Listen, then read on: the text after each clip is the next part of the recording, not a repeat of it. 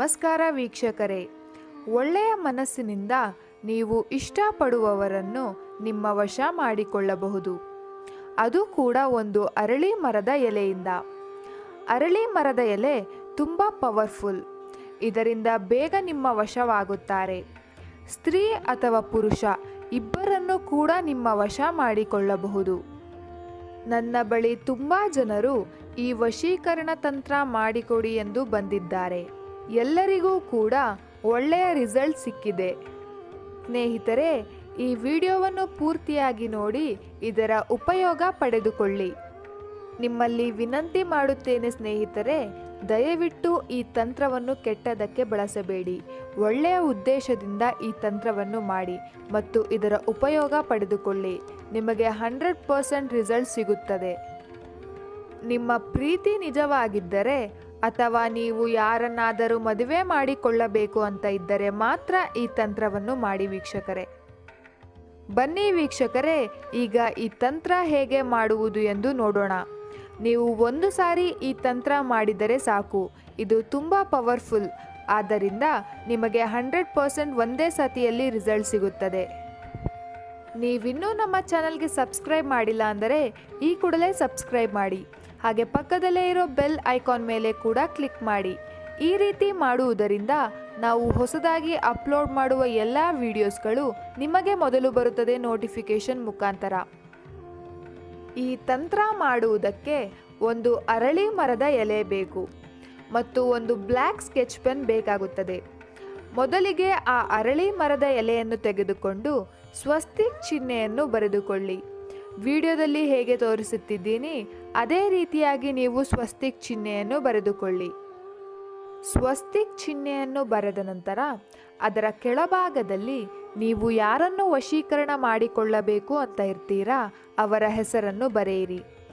ಉದಾಹರಣೆಗೆ ಅವರ ಹೆಸರು ಸವಿತಾ ಕುಮಾರಿ ಆಗಿದ್ದಲ್ಲಿ ಸವಿತಾ ಕುಮಾರಿ ಅಂತ ಬರೆದುಕೊಳ್ಳಿ.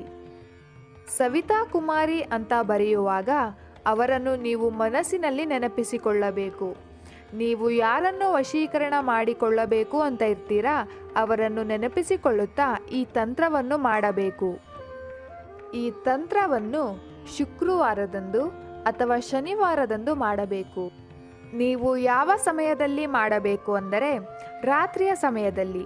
ರಾತ್ರಿ 8 ಗಂಟೆಯಿಂದ ಮಧ್ಯರಾತ್ರಿ 12 ಗಂಟೆಯ ಒಳಗೆ ಈ ತಂತ್ರವನ್ನು ಮಾಡಬೇಕು. ಸುನಿತಾ ಕುಮಾರಿ ಅಂತ ಬರೆದ ಮೇಲೆ ಅದರ ಕೆಳಭಾಗದಲ್ಲಿ ಪ್ಲಸ್ ಚಿಹ್ನೆಯನ್ನು ಬರೆಯಬೇಕು. ನಂತರ ನೀವು ಪ್ಲಸ್ ಚಿಹ್ನೆಯ ಕೆಳಭಾಗದಲ್ಲಿ ನಿಮ್ಮ ಹೆಸರನ್ನು ಬರೆಯಬೇಕು. ಉದಾಹರಣೆಗೆ ನಿಮ್ಮ ಹೆಸರು ಕುಂದನ್ ಆಗಿದ್ದಲ್ಲಿ ಕುಂದನ್ ಅಂತ ಬರೆದುಕೊಳ್ಳಿ. ನಿಮ್ಮ ಹೆಸರನ್ನು ಬರೆದ ನಂತರ ಅದರ ಕೆಳಭಾಗದಲ್ಲಿ ಓಂ ಅಂತ ಬರೆದುಕೊಳ್ಳಿ.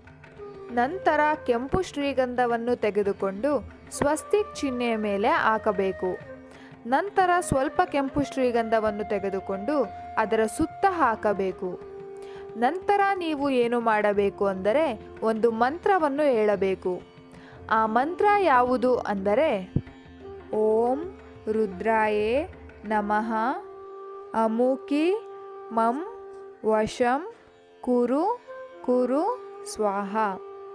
ಅಮುಕಿ ಜಾಗದಲ್ಲಿ ನೀವು ಯಾರನ್ನು ವಶೀಕರಣ ಮಾಡಿಕೊಳ್ಳಬೇಕು ಅಂತ ಇರ್ತೀರಾ ಅವರ ಹೆಸರನ್ನು ಸೇರಿಸಬೇಕು. ಉದಾಹರಣೆಗೆ ಸುನಿತಾ ಕುಮಾರಿ ಅಂತ ಅಂದುಕೊಳ್ಳಿ.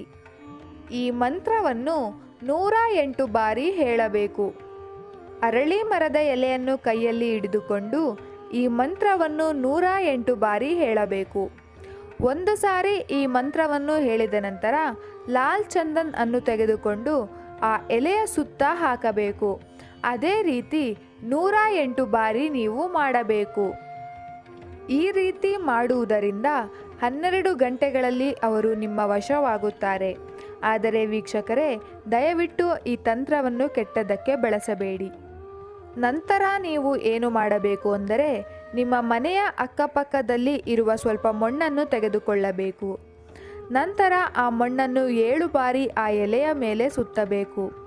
ನಂತರ ಆ ಮಣ್ಣನ್ನು ಆ ಎಲೆಯ ಮೇಲೆ ಹಾಕಬೇಕು. ಎಲೆಯ ಮೇಲೆ ಸ್ವಲ್ಪ ಮಣ್ಣನ್ನು ಹಾಕಿದ ನಂತರ ಆ ಎಲೆಯನ್ನು ಮಡಚಬೇಕು. ನಂತರ ಆ ಎಲೆಯನ್ನು ಸ್ವಲ್ಪ ಮಣ್ಣನ್ನು ತೆಗೆದು ಆ ಮಣ್ಣಿನ ಒಳಗೆ ಹಾಕಿ ಮೇಲೆ ಮಣ್ಣನ್ನು ಹಾಕಬೇಕು. ಈ ರೀತಿ ಮಾಡುವುದರಿಂದ ನೀವು ಇಷ್ಟಪಟ್ಟವರು ಖಂಡಿತ ನಿಮ್ಮ ಬಳಿ ಬರುತ್ತಾರೆ.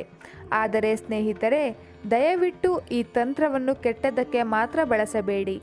ಸ್ನೇಹಿತರೆ, ಇದು ತುಂಬ ಪವರ್ಫುಲ್ ವಶೀಕರಣ ತಂತ್ರ. ನೀವು ಈ ತಂತ್ರವನ್ನು ಮಾಡಿ ಇದರ ಉಪಯೋಗ ಪಡೆದುಕೊಳ್ಳಿ.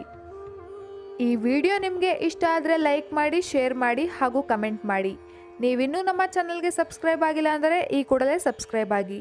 ವಿಡಿಯೋ ನೋಡಿದ್ದಕ್ಕೆ ಧನ್ಯವಾದಗಳು.